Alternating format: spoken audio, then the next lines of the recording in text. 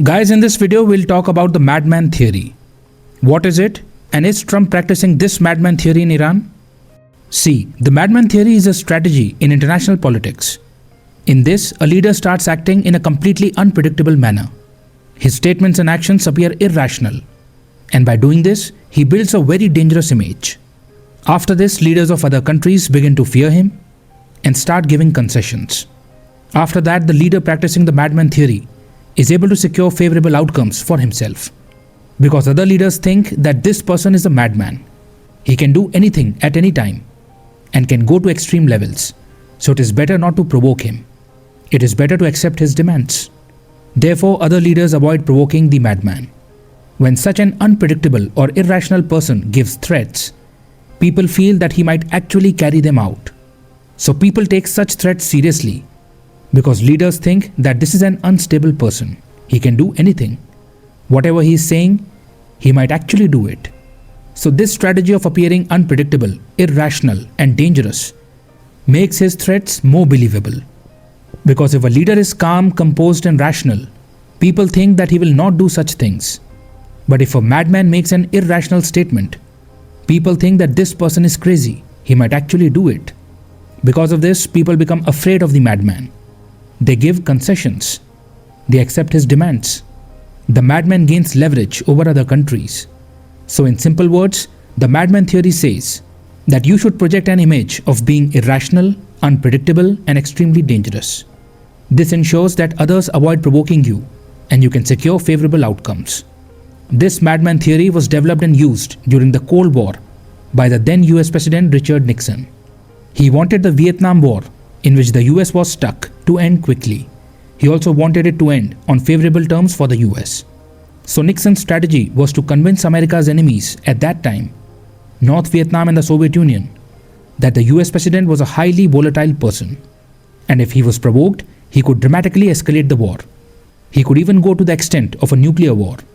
When America's adversaries believed this, US threats would appear more credible. This would push them to the negotiating table and they would give concessions to the US. That is why Nixon and his national security advisor, Henry Kissinger, planned that Nixon should not appear calm, composed and measured. Instead, he should appear like a madman who is completely out of control. The enemy should feel that Nixon had become so desperate to end the war that he could do anything. This man has his hand on the nuclear button, so do not anger him. Negotiate quickly and end the war. Nixon cleverly did not publicly announce this madman theory. He ensured that this perception spread indirectly. It could leak out somehow that the US President was like this. An environment was created in which Soviet intelligence would detect that Nixon's patience was running out. He is a madman. He could take irrational steps. He could even go for the nuclear option. After this, the Soviets would feel that North Vietnam should be pushed to hold peace talks with the US. At that time, when America's conventional leverage was declining, Nixon tried to compensate by creating an image that he was ready to go to extremes.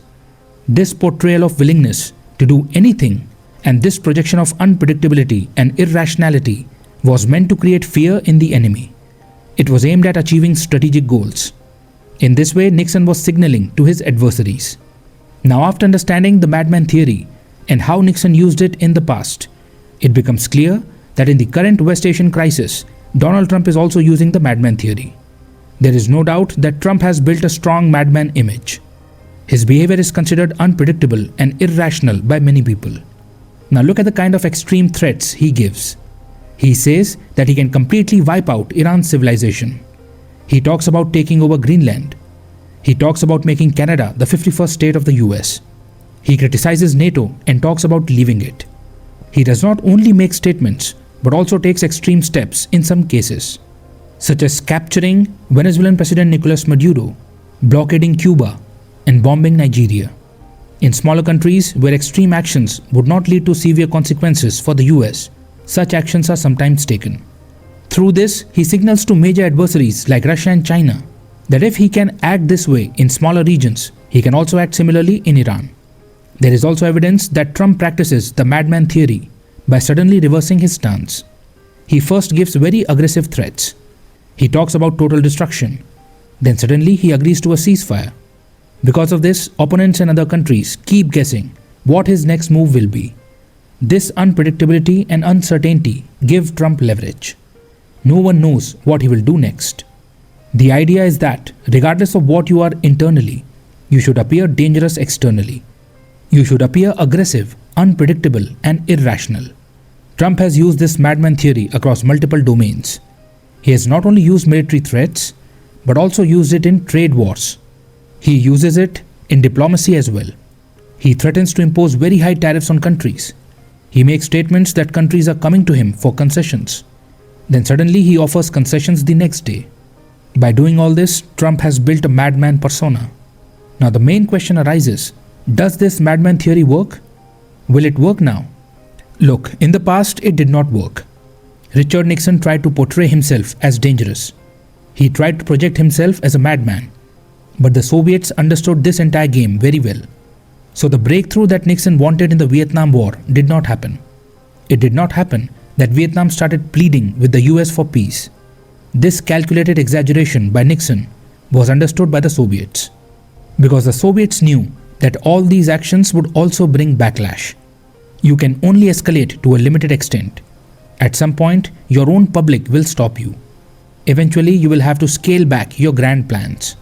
The Soviets knew this. Nixon could see that his conventional options were getting exhausted. He was stuck in Vietnam. So he was trying to extract leverage through the madman theory. The idea was to create such risky brinkmanship that it would seem things could go out of control. And because of this fear, the adversaries would blink first. All of this is theater. It involves a lot of rhetoric. And it is a very calculated strategy. But in the past, it did not fully work. The US lost the Vietnam War. The US could not prevent the communist takeover of South Vietnam. It could not stop the spread of communism in Southeast Asia. North Vietnam won on its own terms.